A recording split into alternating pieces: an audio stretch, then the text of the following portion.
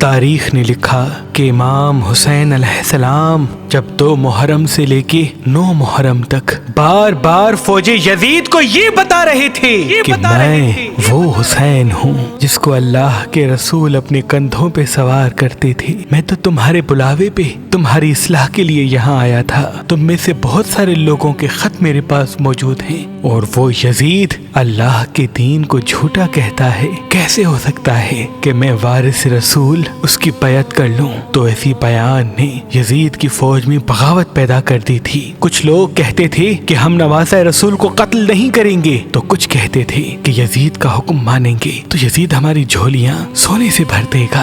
یہ خبر حارث ابن عبداللہ یزید اور ابن زیاد کے پاس لے کے گیا تو اس نے ایک خط لکھا۔ اس خط میں لکھا تھا کہ میں ہر اس انسان کی جھولی سونے کے سکوں سے بھر دوں گا جو حسین کے سر کاٹنے میں پہل کرے گا، حسین کے بچوں کو مارنے میں سب سے زیادہ بے رحمی دکھائے گا۔ میں عرب کا بادشاہ یہ حکم دیتا ہوں کہ حسین کو اتنی بے رحمی سے مارو کہ آنے والے لوگوں تک یہ بات واضح ہو جائے کہ جو یزید کے خلاف سر اٹھائے گا تو یزید اس کا کیا انجام کرے گا۔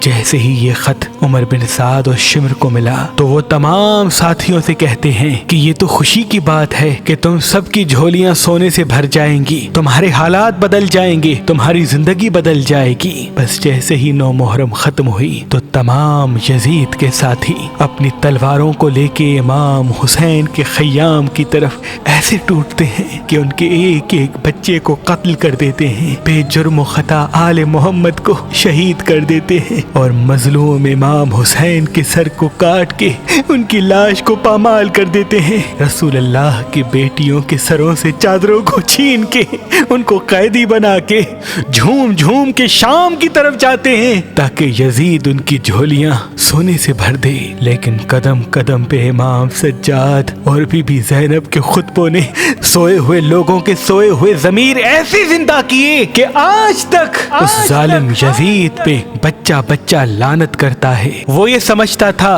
کہ اس کے ڈر سے ہر کوئی اس کی تعظیم کرے گا، لیکن امام حسین نے اپنے خون سے اسلام زندہ کر کے قیامت تک یہ بتا دیا کہ مظلوم کبھی ہارتا نہیں اور ظالم کبھی جیتتا نہیں، اور ظالم کبھی جیتتا نہیں۔